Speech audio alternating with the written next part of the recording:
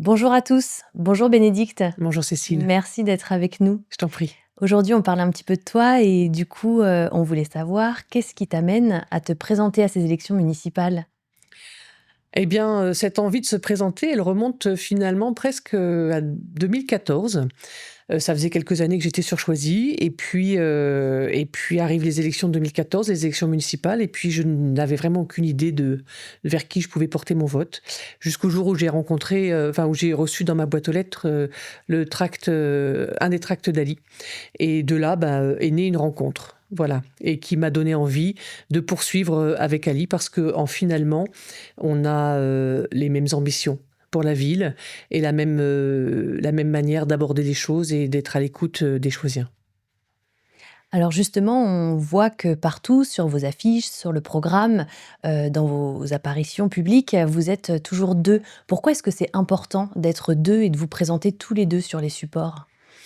En fait, c'est à la base, c'est pas une stratégie qui a été élaborée, c'est, une rencontre, voilà, comme je le disais tout à l'heure, entre Ali et moi, une façon de voir les choses qui est très proche et puis le fait, d'apparaître, à 2, c'est aussi une manière de montrer qu'il y a pas d'homme providentiel, il y a pas une personne comme ça providentielle qui va pouvoir résoudre, tous les problèmes que pose, une ville, mais, c'est toute une équipe et en fait, il y a toute une équipe derrière nous et c'est avec cette équipe que nous avançons et que nous cherchons à faire avancer, Choisy, avec des parcours de vie diverses, des personnalités, toutes différentes et pourtant une même ambition et un même objectif pour Choisy, faire de Choisy cette, ville, Choisy en grand.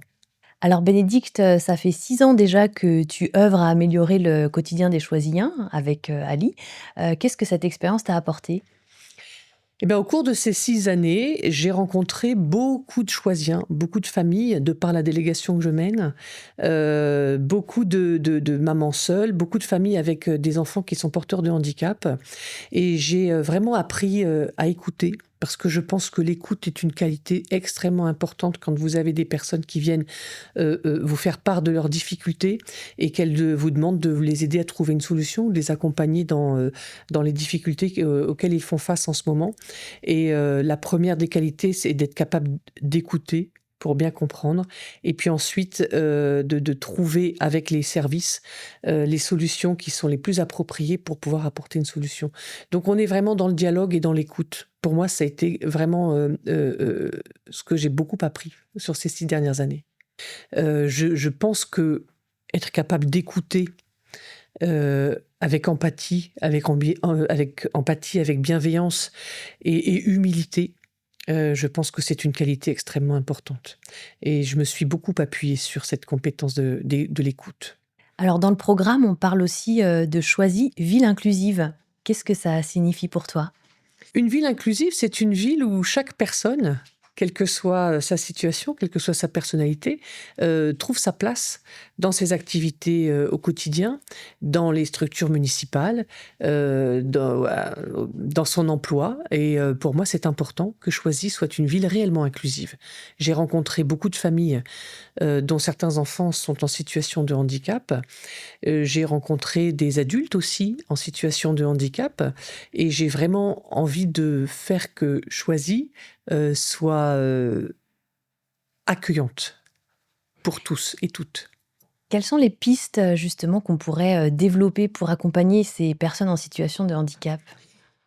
Je crois que la première des choses qu'il faut mettre en place impérativement, c'est, un service qui permettrait d'accompagner, les familles dans les méandres de l'administration quand il s'agit de faire reconnaître, son handicap ou le handicap, de son enfant.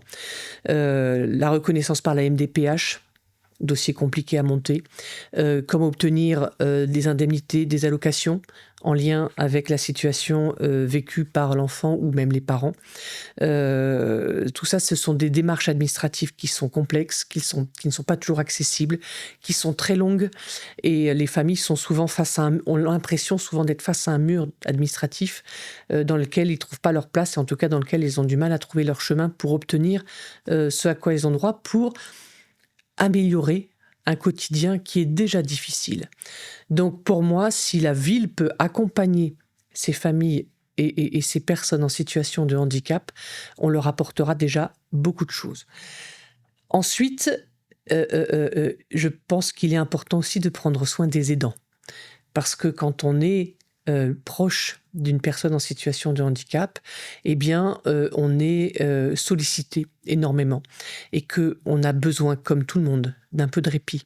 Et je pense que pouvoir peut-être développer des modes de garde ponctuellement pour justement pouvoir avoir du temps pour soi, trouver des associations qui peuvent prendre le relais par moment, quelque chose de très important.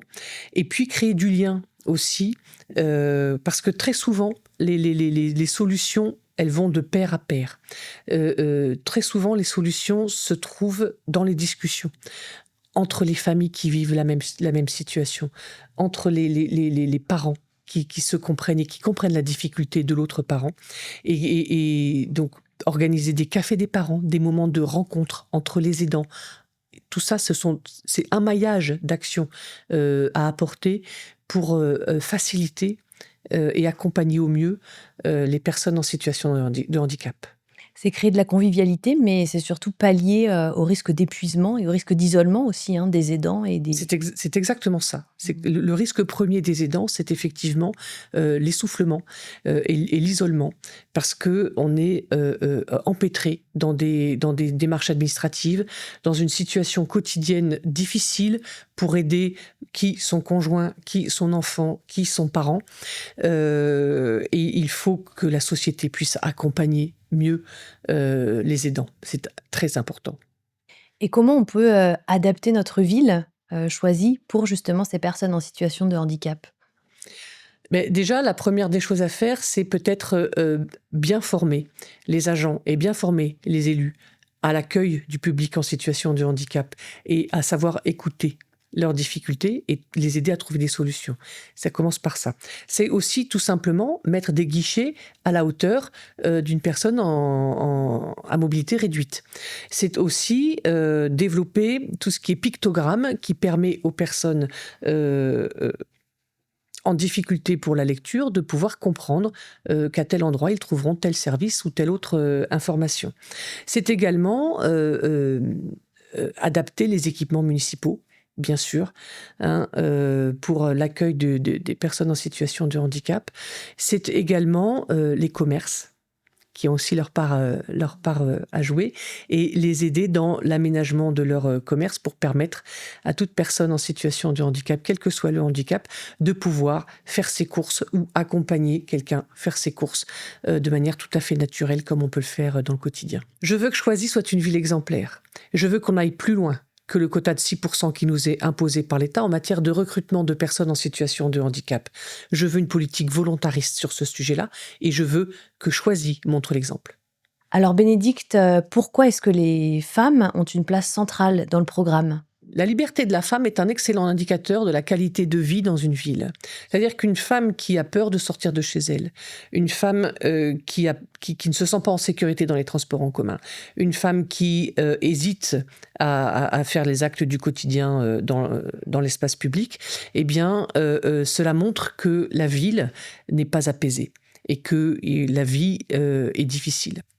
Et alors quelles sont les mesures, que propose le programme pour y remédier? Dans un premier temps, c'est tout le travail qui va pouvoir être fait avec la police municipale et réorienter ses actions pour qu'elles soient vraiment ciblées sur le quotidien et sur ces zones anxiogènes qu'on peut avoir sur Choisy. On a des poches comme ça d'endroits où il y a des attroupements, où il y a des incivilités qui sont récurrentes, où il y a parfois une trop grande alcoolisation de certaines personnes.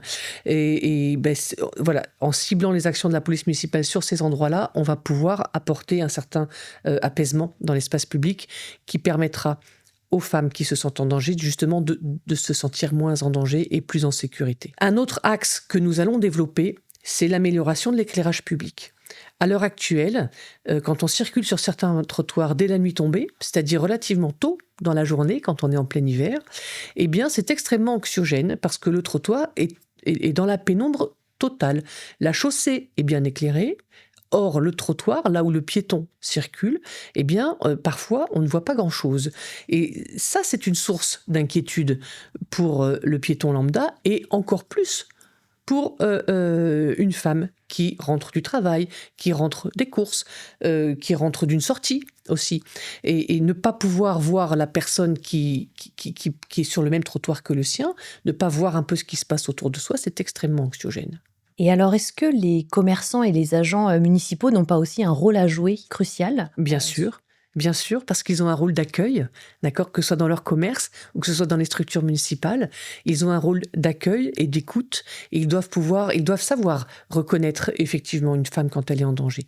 Et il existe des dispositifs dans d'autres villes qu'on pourrait très bien adapter sur Choisy-le-Roi, dans les structures municipales et dans les commerces volontaires, d'un dispositif qui permettrait avec un mot simple, de faire tout de suite comprendre aux commerçants ou à l'agent municipal que là, je suis en danger, aidez-moi s'il vous plaît maintenant. Alors les femmes, c'est pas seulement une question de sécurité et de protection, hein, il y a aussi, d'autres façons de les soutenir? Oui, bien sûr, effectivement, nous le savons bien, les femmes ne sont pas que des êtres fragiles et qui nécessitent d'être protégées. Les femmes sont aussi des personnes pleines de ressources et nous avons l'intention et le projet avec Choisy en Grand d'accompagner, par exemple, l'entrepreneuriat féminin, de développer le sport féminin, de valoriser les filières scientifiques aussi auprès des jeunes filles dans leurs études, et de montrer que la femme est pleine de qualités, pleine de ressources. En bref, à Choisy en Grand, on veut redonner toute leur place aux femmes dans la société, dans l'entrepreneuriat, dans le sport, dans la culture, dans tout ce qui fait la richesse d'une ville que l'on voit en grand. Alors dans le programme, il y a aussi des mesures spécifiques en direction des femmes qui élèvent, des enfants seules. Oui, les mamans seules à Choisy sont très nombreuses et bien souvent, elles sont seules pour faire face à toutes les difficultés du quotidien. Donc, à Choisy en Grand, nous avons la volonté de les soutenir et de les accompagner dans la recherche d'emploi, dans la recherche d'une formation, dans le logement et dans les aides qu'on pourrait leur apporter pour améliorer leur quotidien. Oui, alors on sait que c'est difficile déjà de concilier, la vie professionnelle et la vie personnelle, donc pour ces mamans-là, il y a d'autant plus, un enjeu, concernant la garde des enfants. Oui, bien sûr, parce que vous soyez en emploi ou que vous soyez en recherche d'emploi, il est impératif de pouvoir avoir un mode de garde pour les enfants afin de pouvoir partir au travail ou aller se former sereinement. Et alors, est-ce qu'il y a déjà des pistes qu'on peut évoquer concernant, les mesures en direction de ces femmes? Oui, par exemple, on peut déjà commencer par avoir un pourcentage de logements sociaux réservés aux mamans seules. On peut aussi développer des partenariats avec les entreprises locales pour favoriser l'emploi féminin. On peut aussi apporter un accompagnement aux femmes qui souhaitent créer leur propre entreprise, ce qu'on appelle l'entrepreneuriat féminin, et leur apporter une aide administrative et logistique pour développer leurs projets. Ce sont des pistes que nous étudierons avec attention. Et j'imagine que la ville de Choisy, en tant qu'employeur, peut, elle-même faire preuve d'exemplarité à ce sujet. Oui, exactement, Cécile, tu as tout à fait raison. Nous nous engageons de manière ferme à rétablir de manière aussi pérenne l'égalité salariale entre les femmes et les hommes au sein des agents municipaux. Merci Bénédicte pour cette discussion et pour ces précisions sur le programme. Merci à toi, Cécile. Et puis, si vous avez des questions ou si vous avez envie d'en savoir un petit peu plus, n'hésitez pas à venir nous rencontrer dans notre local de campagne au 22 avenue Anatole France. On sera ravis de vous rencontrer et puis d'échanger sur tous ces sujets-là qui nous passionnent et qui nous poussent vers Choisy en Grand.